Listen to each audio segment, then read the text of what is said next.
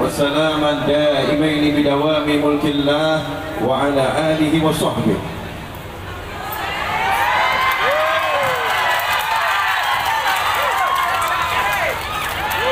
اللهم صل على سيدنا محمد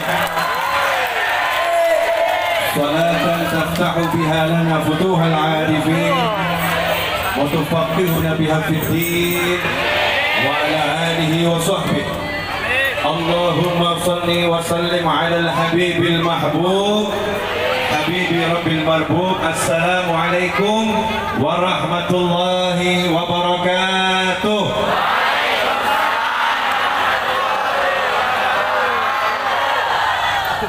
Alhamdulillah, Allah Ta'ala kumpulkan kita di burinya Allah Subhanahu Wa Ta'ala, dan Allah mudahkan kita untuk kumpul bersama-sama dalam kebaikan. Maka kita harus berterima kasih kepada semua pihak yang telah mengizinkan kita, memudahkan kita untuk kumpul di sini. Pertama-tama saya pribadi dan mewakili rekan-rekan saya semua yang ada di sini mengucapkan terima kasih kepada pemerintah Taiwan yang telah mengizinkan kami untuk menggunakan lapangan ini bersama-sama guna menuntut ilmu, mencari ilmu, menyelenggarakan kegiatan ruhani. Mudah-mudahan ini menjadi sesuatu yang manfaat untuk semuanya, amin. Yang kedua, terima kasih kepada NU Taiwan dengan Bansarnya, dengan Ansornya yang sudah mengawal kegiatan rekan-rekan di Taiwan, di seluruh Taiwan, khususnya saat ini di Taichung, sehingga kegiatan ini kelihatan lebih semarak, lebih manfaat dan lebih menyenangkan. Yang ketiga, terima kasih kepada KDI yang telah mensupport perjuangan PKI di Taiwan, sehingga kegiatan kawan-kawan di sini berkat dukungan pemerintah Indonesia menjadi semuanya pun lancar dan menyenangkan. Yang keempat, kepada semua manusia yang nggak kelihatan, yang mungkin saat ini justru sibuk di parkiran, sibuk di pojok sana mengarahkan, mungkin saat ini sibuk menyiapkan makanan untuk panitia, sibuk menyiapkan makanan untuk saya, sibuk menyiapkan yang dipersiapkan untuk kita semua, yang tadi gelar tikar di sini, yang bantu masang tenda, yang ngurus sound system, yang ikut menyebarluaskan lewat platform media sosial apapun, dan pokoknya semua yang berpartisipasi dalam bentuk apapun, tenaga, pikiran, harta, apapun itu yang gak kelihatan, mudah-mudahan diberi balasan yang berlipat oleh Allah Subhanahu Wa Ta'ala. Dan yang terakhir, terima kasih kepada semua yang kelihatan. Ya, semua yang kelihatan, wujudnya seperti apapun yang kelihatan, yang membantu majelis ini, mudah-mudahan berkah untuk semuanya, amin. Nah, kalau begitu baru namanya kita manusia yang bersyukur. Kenapa? Karena sabda Nabi Muhammad sallallahu alaihi wasallam, "Man lam yashkurin nas, lam yashkurillah." Siapa yang tidak berterima kasih kepada orang-orang yang berbuat baik kepadanya, maka dia tidak bersyukur kepada Allah Subhanahu wa Ta'ala. Perhatikanlah ajaran Nabi Muhammad sallallahu alaihi wasallam, di mana yang namanya ibadah itu paling utama hubungan manusia dengan Allah, hubungan manusia dengan Allah, hubungan manusia dengan Tuhan, satu-satunya Tuhan di jagat raya dan di alam semesta. La ilaha illallah Muhammadur Rasulullah sallallahu alaihi wasallam. Satu-satunya Tuhan adalah Allah, la ilaha illallah. Tapi lihat bagaimana Allah mengajarkan kepada hamba-hambanya, bagaimana Allah mengajarkan kepada manusia dan jin.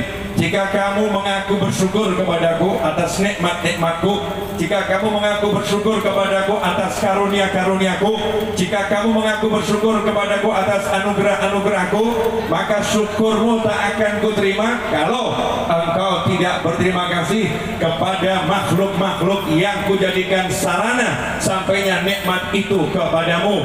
Kalau kamu tidak berterima kasih kepada manusia-manusia yang aku pilih untuk menjadi jalaran sarang sarana sampainya nikmat itu kepadamu. Karena itu ikhwani rahimakumullah, Allah ngajarkan kita terima kasih kepada manusia-manusia yang baik kepada kita, terutama nomor satu Nabi Muhammad sallallahu alaihi wasallam. Makanya kita diajarkan oleh para kiai, oleh para habaib untuk membaca jazahullah anna sayyidina Muhammadan anna khairan ma huwa ahluh, atau yang semacam itu. Semoga Allah membalas kebaikan Nabi Muhammad sallallahu alaihi wasallam dengan kebaikan yang tanpa henti. Kenapa? Karena kita bisa kenal Allah melalui Nabi Muhammad sallallahu alaihi wasallam. Kita bisa mengerti mana yang benar-benar baik dan mana yang benar-benar buruk melalui Nabi Muhammad sallallahu alaihi wasallam. Dan bahkan saat ini berbeda suku, berbeda negara, berbeda warna kulit, berbeda bahasa, apapun beda semuanya menjadi saudara karena diajarkan bersaudara lewat Islam oleh Nabi Muhammad sallallahu alaihi wasallam. Kemudian kita berterima kasih kepada guru-guru yang menjadi perantara ilmunya Nabi Muhammad SAW, yang telah membantu kita mengenal ilmunya Nabi Muhammad sallallahu alaihi wasallam. Kemudian kita berterima kasih kepada orang tua kita yang telah melahirkan kita, yang telah membesarkan kita, yang telah dengan seluruh nyawanya bersedia menjadi perantara wujudnya kita di alam dunia ini. Karena itu siapapun yang sehebat apapun, sebaik apapun, semulia apapun, oleh Allah Ta'ala tidak akan diridhoi, oleh Allah Ta'ala tidak akan diterima, oleh Allah Ta'ala tidak akan diperkenankan masuk surganya jika dia tidak berbakti kepada kedua orang tuanya, jika dia tidak menghormati orang tuanya, jika dia tidak memuliakan orang tuanya. Sampai-sampai Allah menyatakan lewat lisan Nabi Muhammad sallallahu alaihi wasallam, surganya Allah Ta'ala tempat yang paling mulia untuk manusia yang taat kepada Allah, manusia yang mengabdi kepada Allah, manusia yang patuh kepada Allah. Surganya Allah itu Allah katakan di bawah telapak kaki ibu, diinjak-injak oleh ibu. Telapak kaki itu letaknya paling bawah, biasa menginjak lantai, biasa menginjak bumi, tapi Allah katakan surga ada di bawah sana. Surga diinjak-injak oleh orang tua kita. Makanya kalau kita mau masuk surga, cari di situ, mengabdi pada ayah, mengabdi kepada ibu, senangkan mereka semua. Itu baru namanya hamba yang bersyukur. Mudah-mudahan kita termasuk anak yang pandai berterima kasih pada orang tua, amin. Mudah-mudahan kita tercatat sebagai anak yang berbakti kepada orang tua, amin. Karena Rasul menyatakan ridhullah fi ridhal walidain wa suhtullah fi suhtil walidain. Ridhanya Allah bergantung ridhanya orang tua, murkanya Allah bergantung murkanya orang tua. Wa in kana kafiran, meskipun orang tuanya kafir, orang tuanya belum beriman kepada Allah, orang tuanya belum beriman pada Nabi Muhammad sallallahu alaihi wasallam, Islam mengajarkan anak tetap harus menghormati orang tuanya, anak tetap harus memuliakan orang tuanya, anak tetap harus melayani orang tuanya, anak tetap harus menghormati orang tuanya, anak tetap harus menyayangi orang tuanya selama tidak diperintahkan untuk maksiat kepada Allah Subhanahu wa ta'ala. La ta'ata li makhluqin fi ma'syatil khaliq. Kita nggak boleh taat kepada makhluk modelnya seperti apapun, kedudukannya seperti apapun, kalau disuruh bermaksiat kepada Allah Subhanahu wa ta'ala. Itu pun cara nolaknya untuk orang tua harus dengan yang halus, lemah lembut, penuh kasih sayang, bukan dengan penentangan, bukan dengan kekasaran. Kenapa? Karena dia adalah orang tua kita.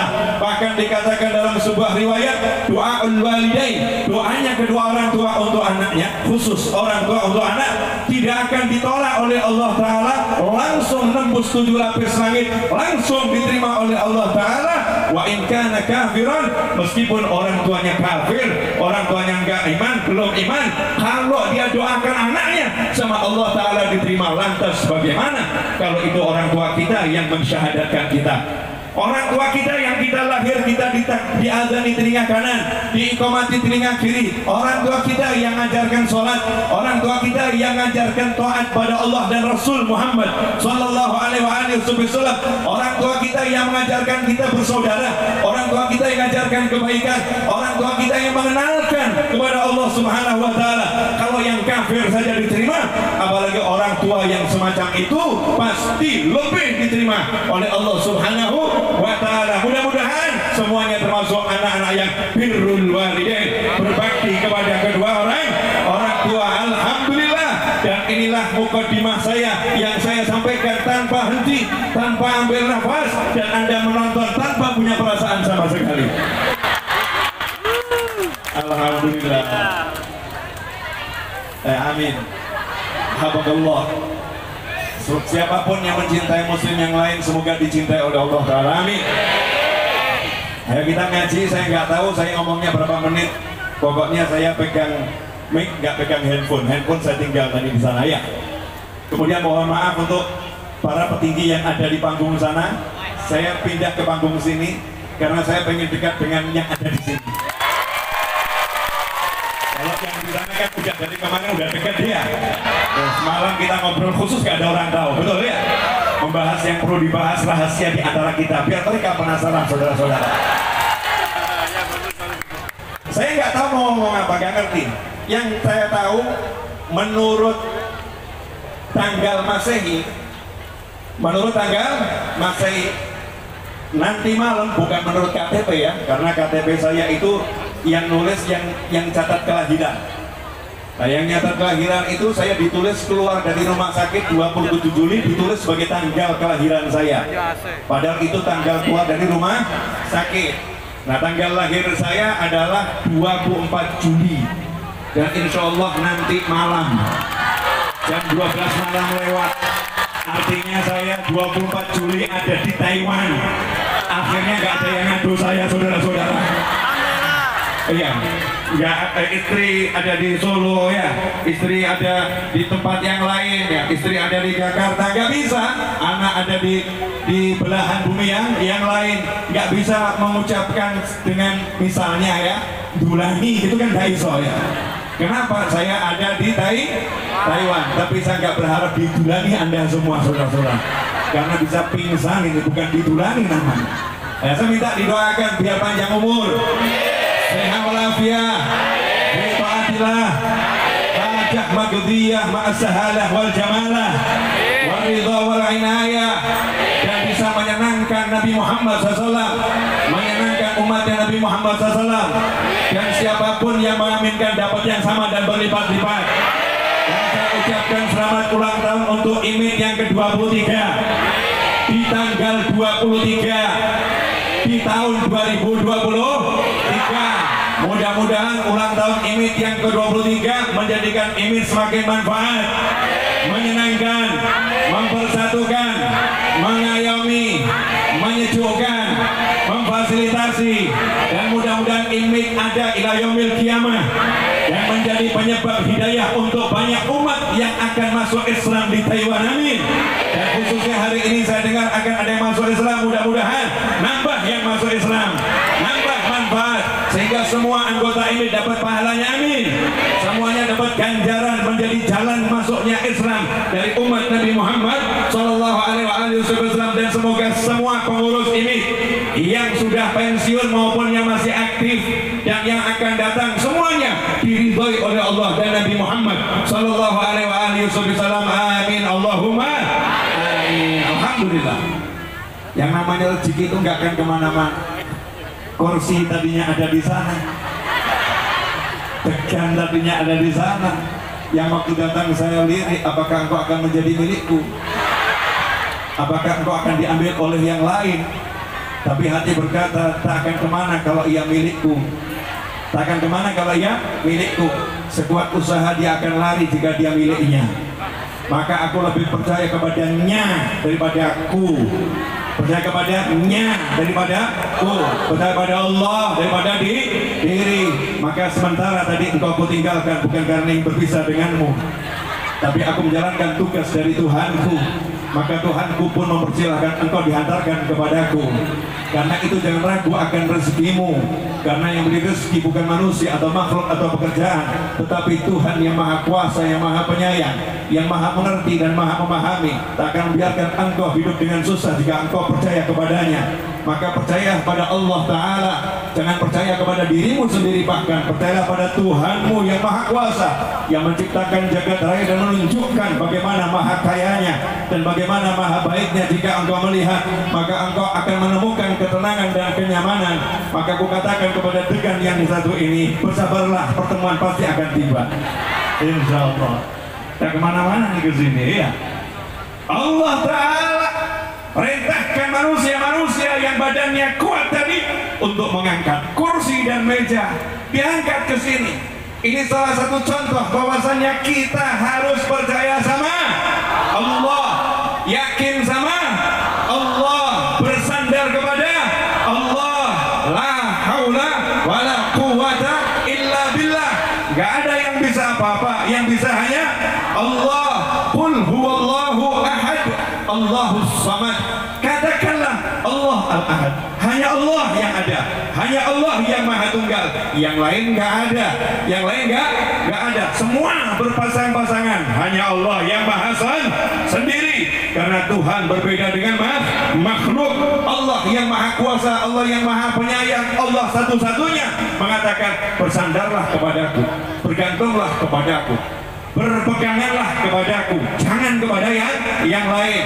Siapa yang bergantung, bersandar, mengandalkan sesuatu, maka yang dia jadikan sandaran, gantungan, andalan, itulah yang akan jadi ujian baginya. Dia akan diuji oleh sesuatu itu. Kalau antum bersandar kepada pekerjaan, mengandalkan pekerjaan, cek nanti pekerjaan itu akan buat susah, pekerjaan itu akan buat mumet, pekerjaan itu akan buat lelah, pekerjaan itu akan buat capek. Tapi kalau kita bersandar kepada Allah, kemudian kita bekerja dengan baik, melakukan pekerjaan dengan semaksimal mungkin, pekerjaannya tetap akan sama kita, tapi rezekinya akan Allah beri dari mana-mana. Wa may yattaqillaha yaj'al lahu makhrajan wa yarzuqhu min haitsu la yahtasib. Barang siapa bertakwa kepada Allah, yakin sama Allah, pegang sama Allah, bersandar kepada Allah, yaj'al lahu makhraja, maka Allah akan memberinya jalan keluar, wa yarzuqhu min haitsu la yahtasib, dan Allah akan senantiasa memberinya rezeki dari arah yang enggak pernah dia sangka, dari arah yang enggak pernah dia duga. Contoh, boleh ngasih contoh? Ini tadi saya dari Indonesia sampai Taiwan nggak punya rencana minum degan, nggak ada. Tapi dari semua orang itu yang dikasih degan hanya orang-orang khusus, saudara-saudara. Tuh betul kan ya, yang dapat ya. Terus satu di kursi sana milik ketua KDI, ada di situ di kursi, belum diantarkan ke sana. Biar double nggak apa-apa. Di sana ada, di sini ada, biar double nggak jadi masalah. Nggak semua orang dapat degan. Kemudian, ya, saya tidak pernah berpikir, ya, saya nggak pernah berpikir kuota handphone saya yang satunya yang khusus untuk streaming yang udah di Indonesia aktif, di sini mati. Ya, ternyata nggak jalan. Handphonenya tiba-tiba bermasalah. Tapi Allah Ta'ala kasih saya handphone nggak satu. Alhamdulillah handphone ada dua. Yang satu masalah, yang satu jalan, begitu ya. Ini ada sesuatu yang nggak terduga, tapi solusi Allah kasih. Min haitsu la yahtasib yaj'al lahu makhraja, Allah beri jalan keluar, dan Allah akan beri rezeki dari arah yang nggak akan pernah disangka, dari arah yang nggak pernah bisa dipikirkan. Saat ini mungkin ada yang saat kerja di sini anaknya di Indonesia, ya anaknya di Indonesia mungkin gajinya nggak begitu cukup, masih kurang mungkin ya. Tapi karena di sini takwa sama Allah Subhanahu Wa Taala, tiba-tiba anaknya di sana tuh dikasih Allah rezeki dari arah yang nggak pernah disangka, nggak pernah diduga. Syaratnya satu, takwa. Makanya kerja dimanapun, khususnya jauh dari Indonesia, di Taiwan terbang 5,5 jam, kemudian sampai Taichung ini naik mobil 2 jam 2,5 jam, cukup jauh lumayan. Kalau di total itu dari bandara sampai sini udah 8 jam, belum lagi dari rumah, dari Solo terbang 1 jam, dari bandara ke rumah saya kurang lebih 40 menit, totalnya hampir semua 10 jam. Kalau di sini kita cari pekerjaan, dapatnya cuma angka, angkanya jarang berubah, angkanya sama jarang berubah. Tapi kalau kita kesini niatnya betul-betul antum mumpung di sini, saya akan tunjukkan Islam di sini, saya akan tunjukkan bagaimana ajarannya Allah di sini, saya akan tunjukkan bagaimana ajaran Nabi Muhammad Sallallahu Alaihi Wasallam. Saya tunjukkan bagaimana menjadi seorang muslim. Muslim itu seperti ini, muslim itu taat sama Allah Taala, muslim itu baik. Tunjukkan itu niat dakwah, maka setiap gerakmu menjadi takwa, takwa. Disitulah nanti Allah kasih rezeki yang nggak disangka. Tiba-tiba diilhami sama Allah Taala. Kling. Di Taiwan ya, diilhami. Coba kamu buka jasa jahit. Ya, kamu buka jasa jahit. Open order. Ternyata ada temannya yang jahit. Ternyata yang jahit bukan dia, biar yang jahit si fulana. Itu bisa jahit tapi nggak punya pekerjaan. Tiba-tiba dapat tambahan rezeki yang tadinya nggak dipikir. Karena apa? Allah akan mengilhami, Allah akan kasih tahu, Allah akan kasih caranya. Begitu cara hidup, sederhana, mudah, nyaman, enak. Nah, insya Allah 30 menit yang tersisa saya akan gunakan untuk mengajarkan sesuatu. Berapa menit Mas Seto saya bicara? 20 menit udah, berarti kurang 30 menit. Baru 5 menit. Karena tampak keadilan yang nyata ya. 20 menit dibilang 5 menit itu adilnya luar biasa.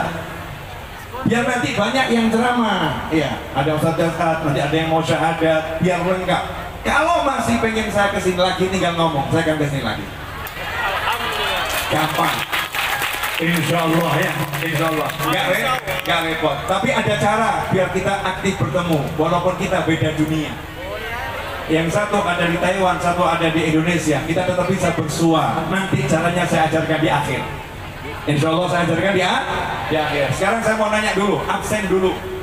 Yang dari Solo, angkat tangan. Solo. Alhamdulillah, Solo. Iya, Solo. Iya, saya kan orang Solo ya. Solo dulu. Yang dari Sukoharjo, tetangganya Solo. Oh, Mas Seto. Karanganyar ada ya. Masuk Solo juga. Karesidenan Surakarta ya. Yang dari Wonogiri. Udah saya singkat aja. Jawa Tengah. Jawa Tengah banyak ya. Jawa Timur. Jawa Barat. Yang dari Pulau Jawa. Sumatera. Kalimantan. NTB. Sulawesi. Aceh. Yang dari alam gaib. Jadi ada loh ini ya. Banyak. Alam gaib itu ada, termasuk YouTube itu kan alam gaib juga. YouTube alam gaib ada tapi nggak bisa disentuh. Yang di YouTube bisa lihat kita nggak bisa lihat mereka nih, jamaah dunia maya. Belum lagi jin dan malaikat. Kalau nggak disapa, nggak diabsen, terus mana nih saya akan repot. Saya belum diabsen. Lebih baik kita absen sekarang. Ikhwani rahimakumullah. Menurut perkiraan cuaca siang ini hujan. Cuman tadi malam kita udah ajukan proposal langit. Betul ya? Kita ajukan proposal langit, minta dirubah jangan hujan tapi mendung. Ya man? Mendung, nanti hujannya sore menjelang maghrib insya Allah. Kalau namanya cita-cita kan boleh, kenyataan terserah yang maha kuasa. Satu ilmu, satu-satu ya. Ini kalimat ini perhatikan. Jangan biarkan kenyataan yang di depan mata membuatmu putus asa. Jangan biarkan kenyataan yang di depan mata membuatmu putus asa. Itu kalimatnya. Nah, sekarang penjelasannya. Pernah enggak mengalami yang semacam itu? Kenyataannya tabungannya nol, kenyataannya gajinya habis, kenyataannya tanggal gajian masih 1 bulan lagi, kenyataannya. Kemudian kenyataannya besok harus bayar sekolah anak baru masuk sekolah, besok harus bayar, besok harus. Tapi kenyataannya sekarang begini. Pernah enggak contoh yang sederhana ini dialami? Mungkin ada yang pernah mengalami. Kenyataannya saya ini kurang tampan, calon istri cantik. Pernah enggak mas macam itu mas? Pernah. Jadi kamu nggak pede kamu tampan ya? Ini kenyataannya kadang yang diinginkan luar biasa, kenyataannya kita ini biasa-biasa saja. Terus akhirnya putus asa. Gak mungkin saya bisa membayar tagihan itu besok, gak mungkin. Gak mungkin saya bisa adakan uang itu sekarang untuk bayar besok, gak mungkin. Ketika kenyataan sama keadaan itu bertentangan, ya. Kenyataannya butuh duit, keadaannya nggak punya duit. Kenyataannya itu calon istri cantik, ya punya harta. Kita sebagai calon suami ternyata hartanya sedikit. Seringkali manusia terperangkap dalam satu kata namanya putus asa. Terperangkap dalam satu kata namanya putus asa. Jadi putus asa itu 2 kata, 1 kalimat atau 1 kata dari 2 kata. Putus sama asa. Asa itu artinya harapan. Asa itu artinya harapan. Harapannya putus. Harapannya putus. Maka orang yang putus asa itu udah pasti salah. Kenapa salah? Ya karena dia salah berharap. Dia salah berharap. Makanya harapannya putus. Gimana caranya? Tidak mungkin putus asa. Kan rugi, punya asa bisa putus. Rugi atau nggak rugi? Rugi. Kalau kita pengen punya asa yang nggak putus-putus, jangan berasa, jangan berharap kepada siapapun. Harapan hanya kepada Allah Subhanahu wa ta'ala. Allah udah bilang Allahus Samad. Allah lah yang jadi harapanmu, satu-satunya Allah yang jadi sandaranmu, satu-satunya Allah yang jadi asamu. Tapi coba sekarang dicek, ketika melamar pekerjaan kemudian ada gaji, ada angka, harapannya ke Allah atau ke angka? Ke Allah atau ke angka? Ke Allah atau ke angka?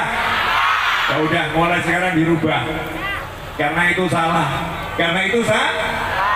Nanti akhirnya kecewa ketika menikah. Harapannya dicintai suami, dicintai istri, atau dicintai Allah? Dicintai suami, dicintai istri, atau dicintai Allah?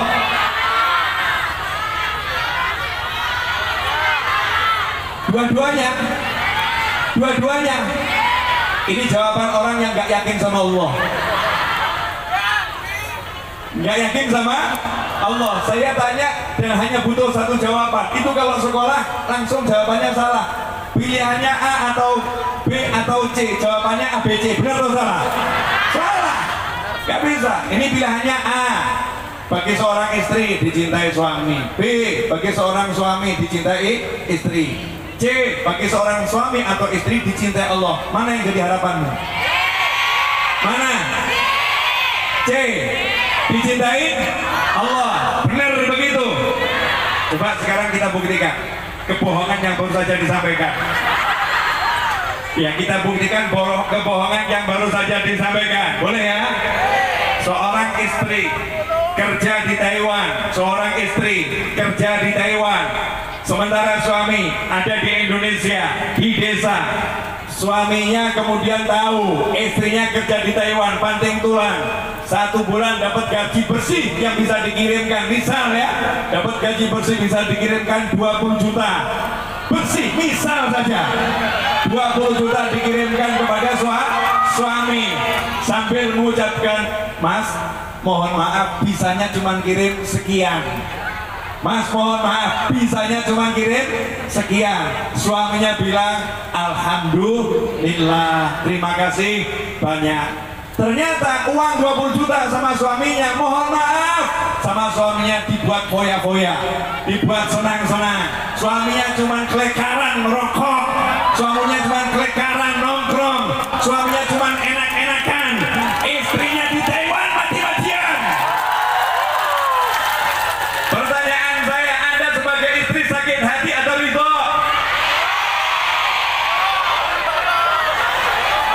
Mohon maaf ya, hati-hati. Baru tadi ngomong minta cintanya Allah, sekarang lihat tuh. Berubah 180 derajat, hitungannya detik, saudara-saudara. Kalau mbak-mbak ya minta cintanya Allah, ketika udah ngirim untuk suami, ngirim untuk orang tua, ngirim untuk anak, ngirim untuk saudara,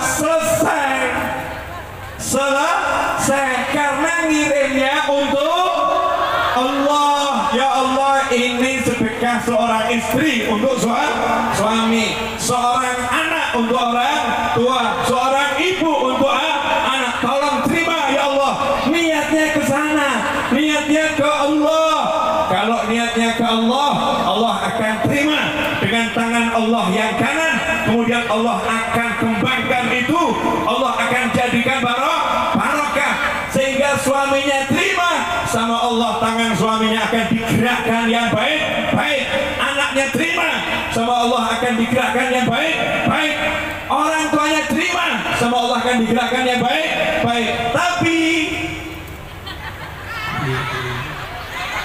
kalau kamu begitu seperti yang tadi itu, saya rasa tadi cuma oknum-oknum yang nggak kelihatan yang dunia goib tadi yang bersuara ya, bukan yang nyata-nyata ini, bukan ya.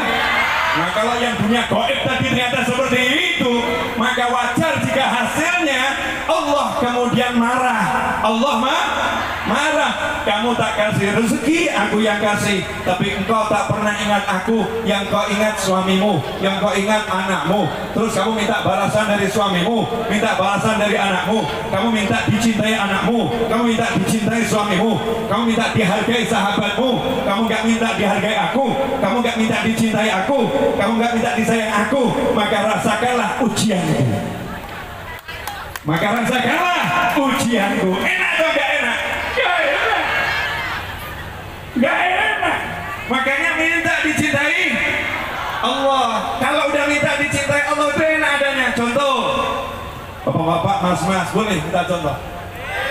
Boleh ya? Mungkin antum pelaku, mungkin korban.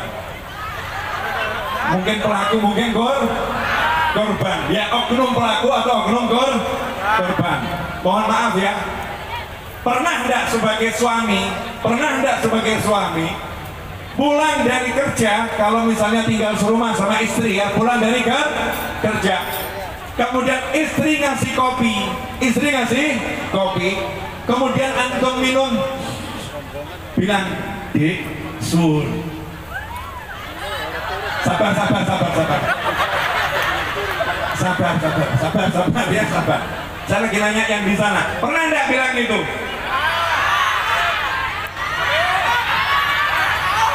Yang jujur loh ya, karena kalau nggak jujur yang di sini suaranya lebih kenceng loh. Pernah nggak ngomong begitu? Saya tambahin, Dik, suwun, terus pegang kepalanya, I love you. Pernah nggak? Sabar, belum saatnya bersuara ibu-ibu. The power of mak-mak ini tahan dulu. Coba saya nanya kepada korbannya sekalian, apakah pasangan hidup Anda pernah melakukannya dengan suara lantang? Sering atau jarang? Kok jadi ketakutan, kenapa ini? Masya Allah.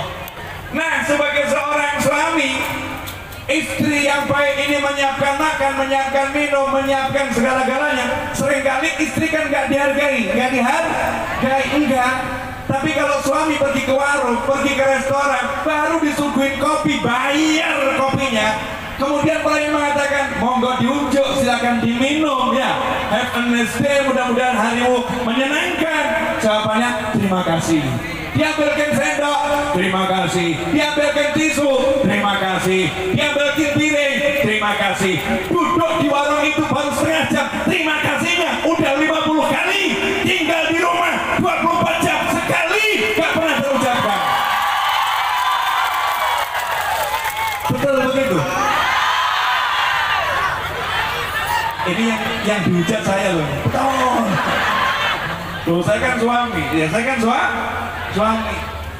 Kalau Anda jadi istri diperlakukan semacam itu, kemudian Anda marah, istri marah, suami nggak pernah terima kasih, maka berarti selama jadi istri yang dicari bukan cintanya Allah, tapi cintanya suami. Kalau yang dicari cintanya Allah, dia mau terima kasih, boleh.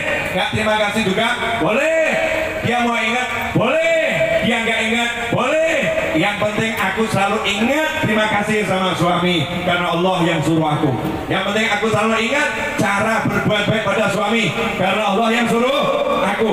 Yang penting aku ingat bagaimana caranya jadi ibu, karena Allah yang suruh aku. Yang kuasai kehidupan bukan suamiku, bukan orang lain, tapi Allahku. Kalau udah begitu cara hidup, hati akan tenang, hati akan nyaman, hati akan damai, nggak ada nestapa, nggak ada keluh kesah. Jadi problem kebanyakan orang zaman sekarang karena hatinya nggak ke Allah, tapi hatinya kepada selain Allah. Jelas sampai di sini? Oke, sekarang kita kembali. Putus asa karena asanya bukan kepada Allah. Saya ambil contoh orang-orang yang asanya ke Allah, boleh ya? Boleh. Semua tahu kok, semua ngerti, dan semua sudah pernah membaca kisah ini, tapi mungkin nggak menyadari. Bismillahirrahmanirrahim. Ya boleh duduk sebentar. Merasakan ini loh panggungnya. Iya, merasakan panggungnya. Biar bagian syutingnya juga nggak stuck. Tiba-tiba harus merubah kamera, betul kan ya? Sehingga nggak ngelamun, dia tidak nggak ngelamun. Yang di belakang juga biar untuk dangak titik. Sehingga waktu ngantuk hilang, betul ya? Itu teknik untuk istirahat tapi banyak alasan. Lanjut. Masih ingat kisahnya 3 manusia yang terjebak di dalam gua tertutup batu ketika istirahat? Masih ingat? Itu kisah terjadi sebelum Nabi Muhammad SAW, tapi yang menceritakan Nabi Muhammad SAW. Berarti kisah ini pasti betul. Ya, kisah ini pasti betul. Ada gua, ada 3 orang masuk ke sana, istirahat, berteduh. Lagi istirahat teduh, tiba-tiba ada longsor, batu jatuh, nutup pintu gua. Hasilnya 3 orang yang badannya besar ini berusaha. Ya, berubah kamera lagi Pak. Maaf ya, maaf. Ngerjain tim kamera. 3 orang ini ya, 3 orang ini kemudian dengan kekuatannya dorong batu. Logikanya kalau batu nutup ya didorong, benar? Dengan kekuatan, logikanya begitu. Maka wajar ketika ada masalah kemudian menggunakan, bukan mengandalkan, menggunakan, bukan mengandalkan. Ingat-ingat ya, menggunakan akal, bukan mengandalkan akal. Menggunakan ilmu, bukan mengandalkan ilmu. Menggunakan cara, bukan mengandalkan cara. Maka dikasih akal sama Allah Ta'ala, dikasih ilmu. Kalau ada batu ya kamu berdiri, kamu singkirkan, didorong. 3-tiganya dorong. Batunya tidak bergerak, batunya tidak bergerak. Kalau mengandalkan akal, bukan menggunakan akal. Kalau mengandalkan akal maka akan putus asa. Udah, saudaraku bertiga, mari kita duduk berpikir, siap-siap dijemput Israel alaihi salam. Kita duduk zikir biar matinya husnul khotimah. Kita duduk zikir biar wafat kita, meninggal kita itu indah. Bahkan mungkin mari kita bergandengan tangan kalau suatu saat ditemukan jasad kita indah luar biasa. Ini namanya orang mengandalkan akal dan kekuatan. Tapi orang yang mengandalkan Allah Subhanahu wa Ta'ala gak putus asa. Gak putus asa. Menurut akal gak ada solusi. Menurut akal kenyataan di hadapan mata ini membuat putus asa. Tapi karena dia mengandalkan Allah, bukan mengandalkan akal dan usaha yang dibimbing oleh akal normal, maka ia pun berkata, ya Allah, hamba pernah suatu hari punya nafsu yang sangat tinggi kepada seorang wanita yang cantik jelita dan dia masih saudara hamba.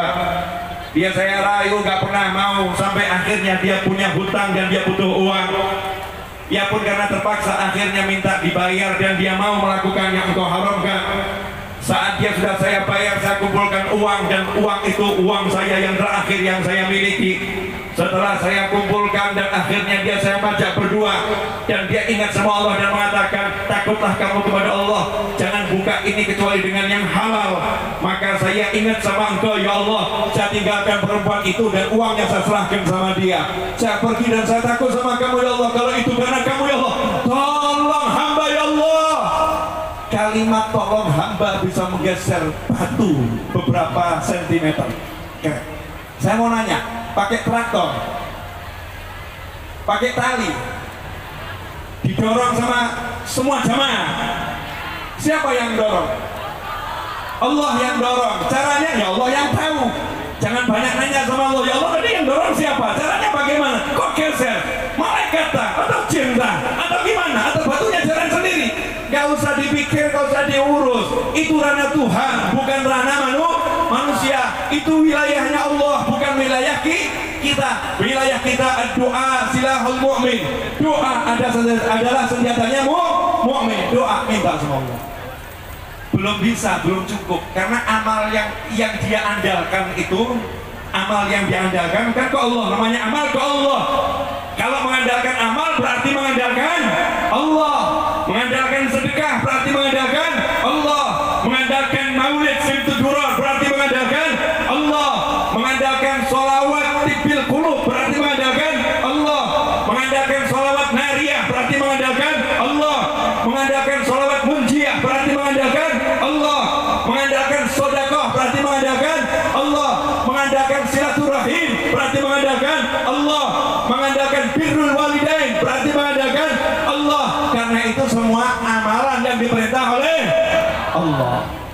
Yang kedua ngomong, saya punya ibu, ya saya punya ibu, saya bukti sama ibu saya, singkat cerita begitu ya, tolong bergeser. Yang satu, saya punya karyawan, pernah nitipkan gajinya ke saya, dia pergi, gajinya saya kerjakan, jadikan modal, akhirnya berkembang jadi kambing satu lembah. Suatu hari dia datang, minta upahnya, saya katakan itu semua kambing milik kamu. Akhirnya semua diambil, saya nggak dikasih sisa, saya nggak dikasih bayaran. Ya Allah, saya ikhlas. Karena tiga orang ini berdoa berjamaah, hasilnya batu bergeser, ketiganya bisa keluar selamat. Pertanyaan saya, selesainya masalah pakai yang diandalkan atau pakai Allah yang diandalkan? Allah yang dia andalkan. Berarti kalau mengandalkan Allah itu enak atau enggak enak? Karena mengandalkan Allah 24 jam dimanapun dan kapanpun bisa. Dan masing-masing kita punya sesuatu yang bisa kita andalkan. Kalau kita pernah misalnya bantu orang tua kita pernah bantu teman kita, boleh ngomong sama Allah, jangan ngomong sama teman.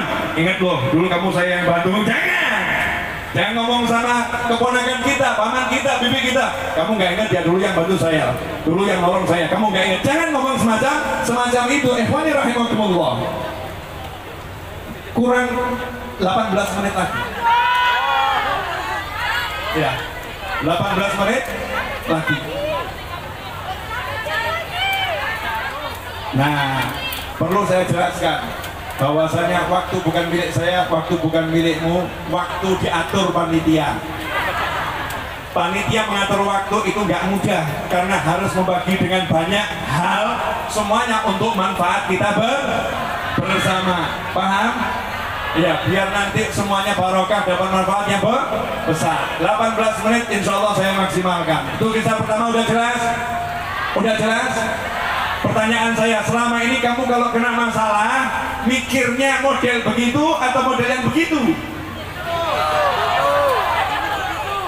Kalau kena masalah mikirnya model 3 orang tadi atau model yang begitu-gitu?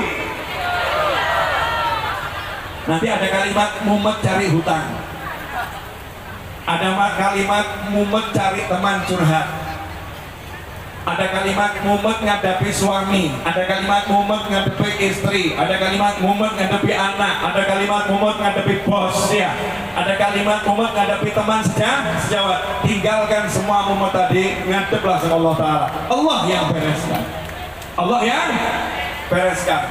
Kisah yang kedua semuanya juga tahu, cuman mungkin nggak pernah direnungkan, Masih ingat kisah Nabi Musa alaihissalam? Sengaja saya ambil kisah-kisah yang mudah diingat.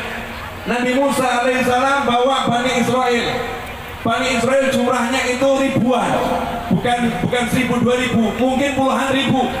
Bedol kampung bukan, bedol desa bukan. Nabi Musa ngajak bedol kota.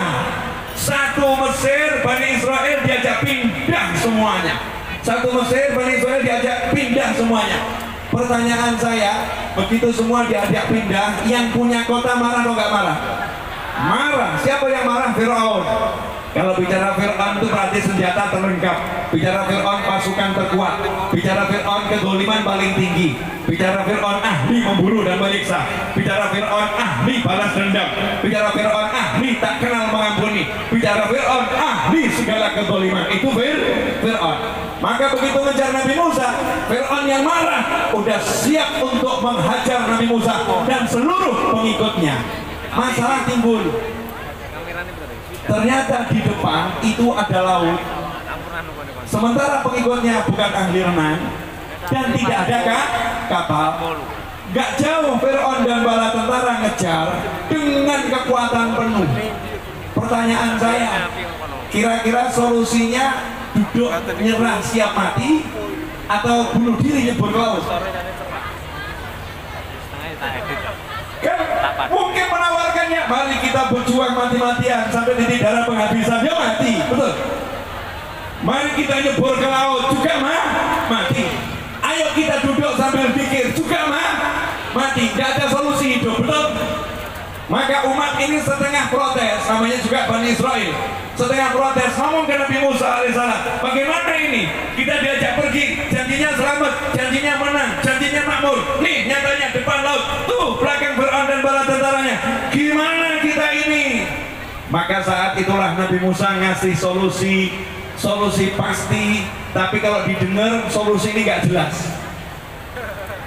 Solusinya pasti, tapi kalau yang dengar yang gak iman gak jelas. Karena jawaban Nabi Musa, kalla inna ma'iya rabbi sayahdin. Kalla, jangan khawatir, gak mungkin Fir'aun bisa ngejar, gak mungkin Fir'aun bisa nyentuh kamu, gak mungkin Fir'aun bisa mencelakai kamu. Pertanyaan saya, masuk akal gak ini? Lawang jelas kudanya tambah dekat, pedangnya semakin berkilat kena cahaya, panahnya sudah diarahkan, gemuruh suara pasukan sudah semakin ada di telinga. Nyatanya laut itu ombaknya ganas. Gak mungkin ini kalimat Nabi Musa, gak mungkin. Kalau tambahannya lagi, inna ma'iya rabbi sayahdin, saya punya Allah, pasti Allah akan memberikan petunjuk. Nah ini semakin gak jelas. Tuh, yang ganteng udah datang.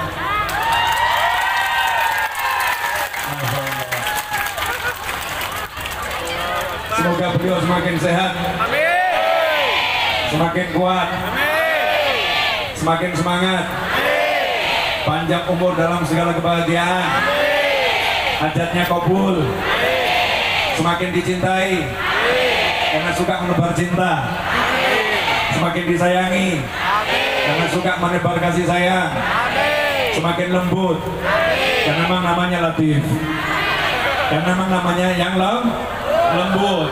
Mudah-mudahan ya beliau nanti bisa melanjutkan drama saya dan saya bisa segera mengakhiri pengajian. Jazakumullah khairan. Lanjut ya. Nah, jadi lupa saya ngomong apa tadi. Kenyataannya depan laut, belakang pasukan dan Firaun itu kenyataan. Janjinya Nabi Musa, kalla, gak mungkin Firaun bisa ngejar, gak mungkin laut bisa menenggelamkan, gak mungkin. Ini janji yang gak masuk akal, gak masuk akal. Kalla, gak masuk akal. Tapi iman itu bukan akal, iman bukan akal. Iman itu percaya pada Tuhan Allah Ta'ala, percaya kepada anbiya wal mursalin, percaya pada utusan-utusannya Allah. Maka kadang-kadang santri, oknum santri kita ini oknum santri dinasehatin kiai, saya punya masalah kiainya jawab baca nariyah, insya Allah beres masalahmu. Jawabannya, masalah kok kasih nariyah, masalah kok kasih nariyah. Diremehkan itu ajaran kiai karena pakai akal. Saya ini punya hajat tapi hajat saya jual rumah ini kok nggak laku-laku ya. Solusinya apa Kamu yang rajin jenguk orang tuamu, cium keningnya, cium tangannya, senangkan hatinya. Nggak masuk akal. Kaitannya cium kening orang tua sama jual rumah. Mestinya kan ya iklan properti. Mestinya Pak Yai kan punya relasi, mestinya kan dikenalkan sama teman-teman Pak Yai biar rumah saya dibeli. Tapi kenapa justru diajari berbakti sama orang tua? Nggak masuk akal. Seringkali kita pakai akal kita, nggak pakai iman, Tapi Nabi Musa alaihissalam dalam keadaan terpojok, terhimpit, terjepit, nggak mungkin bisa selamat, ngajarin umatnya, buang akalmu. Kenapa? Nabi Musa itu hidupnya sekian tahun dari bayi dikelami Firaun. Nabi Musa dari bayi dikelami Firaun. Ini biar semua tahu. Nabi Musa itu kan buronan sejak lahir. Nabi Musa itu buronan sejak lahir. Karena belum lahir Firaun udah keluarkan keputusan Firaun. Bayi laki-laki harap dihukum mati. Maka ada tim inspeksi mencari wanita hamil. Kalau mau melahirkan ditunggu, begitu laki-laki langsung dieksekusi, dihukum mati. Jadi wanita itu di zaman Firaun mulia hidup. Tapi kalau laki-laki sama Firaun dibantai, bayi laki-laki dibantai. Karena Firaun khawatir akan lahir Nabi Musa alaihissalam. Allah Ta'ala kasih solusi buat ibunya Nabi Musa, nggak masuk akal. Padahal ini Nabi Musa mau diselamatkan dari kematian, Seharusnya solusinya diajak pergi ke tempat yang tinggi di atas gunung atau jauh di hutan biar gak ketahuan. Tapi Allah kasih solusi buat ibunya Nabi Musa, ambil peti, masukkan bayimu ke situ, tutup petinya, hanyutkan ke sungai Nil yang ganas. Pertanyaan saya, itu kemungkinan hidup atau lebih cepat mati? Lebih cepat mati, logika harusnya lebih cepat mati. Tapi karena ini yang nyuruh Allah, makanya dalam syariat Islam ada yang namanya ilham. Apa itu ilham? Ilmu yang Allah berikan ke hati orang-orang pilihan. Dia bisa laki-laki, dia bisa wanita. Kalau dapat ilham petunjuk dalam hati, maka dia bisa menjalankan sesuatu dengan pasti dan benar tanpa keraguan. Wanita nggak ada yang jadi nabi. Ibu Nabi Musa diberi ilham. Fa'auhayna ila ummi Musa. Kata Allah Ta'ala, maka kami wahyukan kepada ibunya Nabi Musa. Diwahyukan artinya diberi ilham. Suruh menghanyutkan anaknya. Dijanjikan anakmu akan kukembalikan, kamu akan menyusui. Ini nggak masuk akal. Gimana anaknya akan dikembalikan? Gimana anaknya akan disusui? Nggak masuk akal. Tapi ibunya percaya sama Allah Ta'ala, maka dihanyutkan. Hasilnya bayi ini dibawa sama air atas perintah Allah, karena air miliknya Allah. Nggak perlu pakai kuda, dayung, tapi ini petinya autopilot.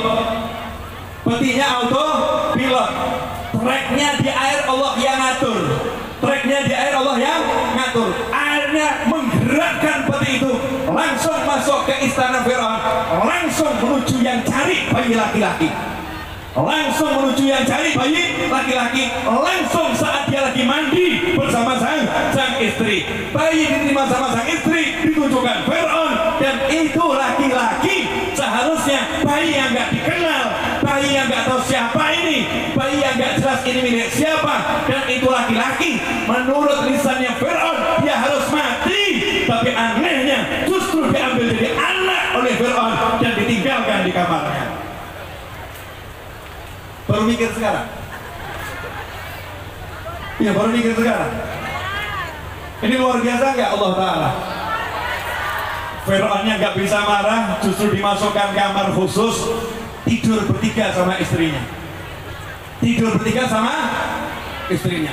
Singkat cerita, kita kembali pada tadi. Nabi Musa sampai akhir perjalanan dikejar Fir'aun. Nabi Musa mengatakan, kalla inna ma'iya rabbi sayahdin. Gak mungkin. Kalimat gak mungkin ini didengar Bani Israel ya menyakitkan. Lalu jelas dekat, jelas laut dibilang gak mungkin, apalagi tambahan informasi gak jelas menurut yang gak iman. Inna ma'iya rabbi sayahdin. Saya bersama Allah, nanti Allah ngasih saya petunjuk. Coba kalau antum dalam kelompok Nabi Musa itu was-was enggak? Fir'aun semakin dekat, solusinya belum dijelaskan. Nanti Allah ngasih saya petunjuk. Petunjuknya bagaimana? Petunjuknya bagaimana? Nabi Musa nggak ngajak perang, padahal Nabi Musa ahli perang.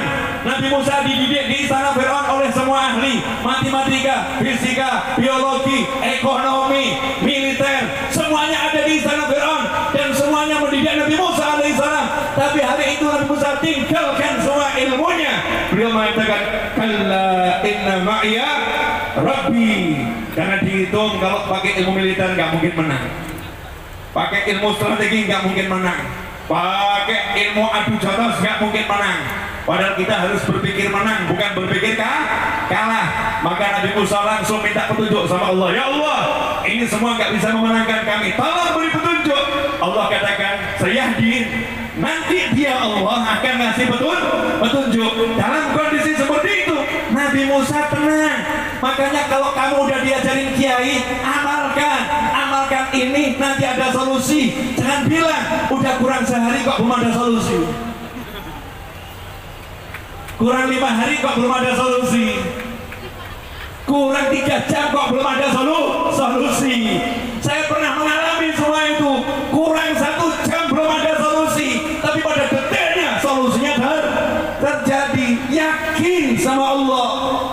Maka pada detiknya Fir'aun semakin dekat. Allah ngasih solusi yang gak masuk akal, ngasih solusi yang mustahil, ngasih solusi yang gak relevan. Apa itu? Dah, tongkatmu pukulkan ke laut. Bukan didatangkan angin ya untuk membuka laut, bukan didatangkan malaikat untuk menghajar Fir'aun, bukan didatangkan serangga atau katak seperti sebelumnya untuk mengganggu Fir'aun. Enggak. Allah bilang ke Nabi Musa alaihissalam, pukulkan tongkatmu ke laut. Lautnya akan terbelah.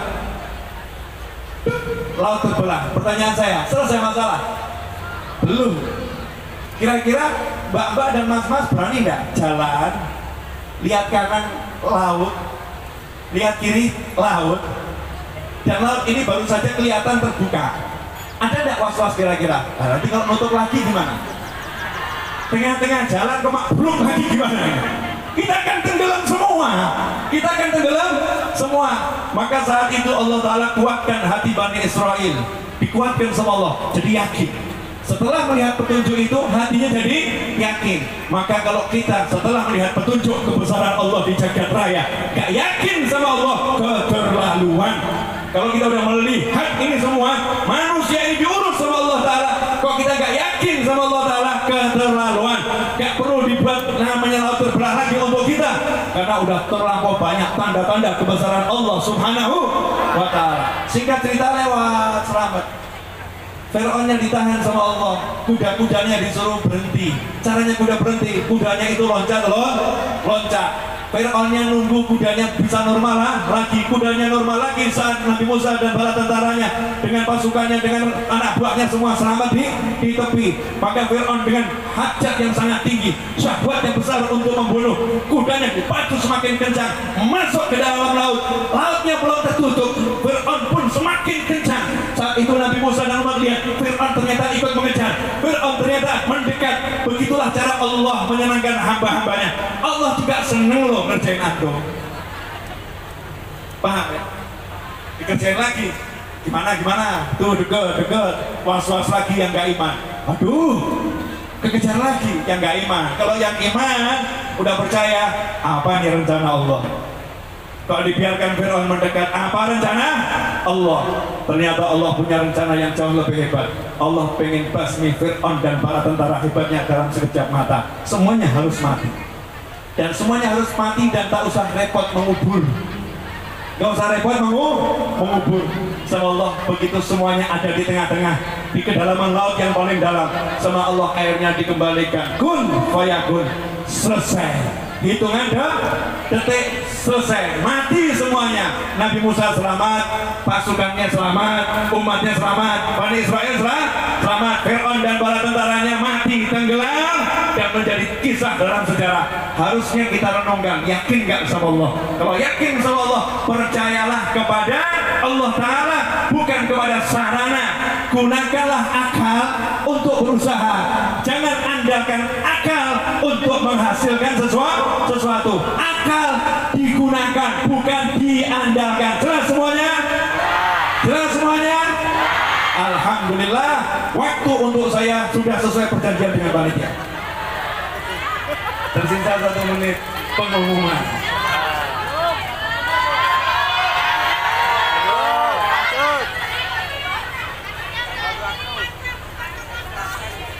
Oke. Nanti saya mau ngajak semuanya break baca sholawat. Ada panitia yang akan menggalang dana infak untuk acara tabligh akbar hari ini ya. Nanti ada yang ikut ambil buat panitia, nanti ada panitia yang keliling ya. Niatkan itu untuk Allah, biar dikembalikan sama Allah berlipat-lipat dan bentuknya beraneka ragam. Nanti sebentar lagi. Nah sebelum itu saya mau kasih pengumuman boleh?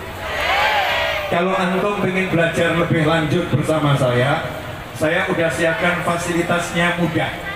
Fasilitasnya mudah. Ketik di Google ya.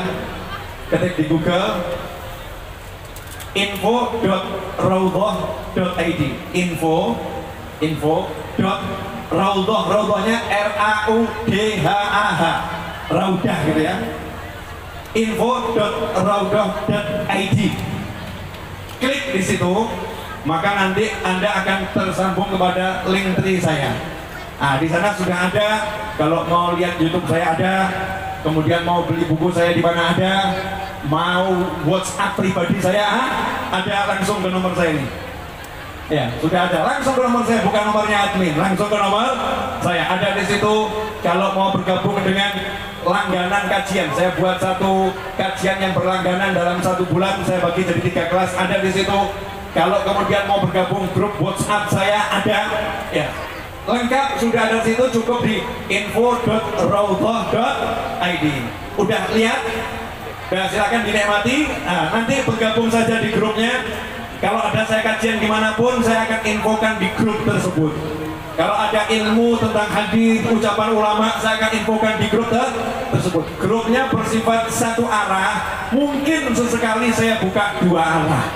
Sesekali saya buka 2 arah. Karena banyak teman yang mengeluh, kalau grupnya 2 arah suka ada yang kirim aneh-aneh.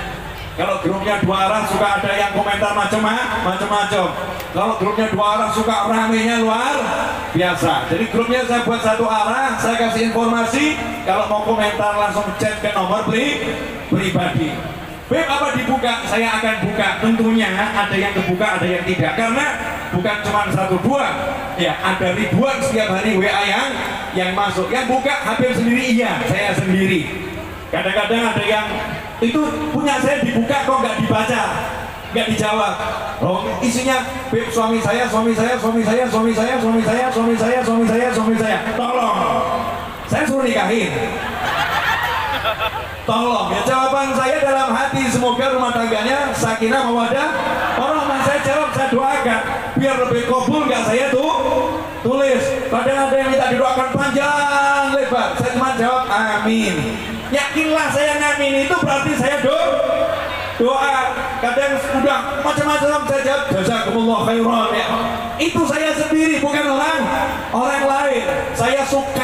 Saya suka berinteraksi dengan teman-teman saya. Saya nggak mau pakai admin untuk urusan saya. Ada admin majelis memang ngurusin ketika urusan majelis. Ada admin pondok ketika urusan pondok. Tapi kalau urusan yang satu ini, yang di info.roboh.id itu urusan saya ngelola majelis pondok dan semua kegiatan saya. Jazakumullah khairan, mudah-mudahan berkah manfaat. Mari kita bersama-sama baca sholawat tibil qulub. Sambil baca sholawat tibil qulub diiringi rebana dan mursyid. Kemudian ada yang mengedarkan kotak amal atau serban amal. Wallahu a'lam, saya nggak tahu betulnya apa, panitia yang bertugas. Mudah-mudahan barokah. Saya ucapkan jazakumullah khairan, dan insya Allah kita ketemu lagi dalam keadaan yang lebih baik. Amin. Allahumma sholli ala sayyidina Muhammadin bil qulubi Allahumma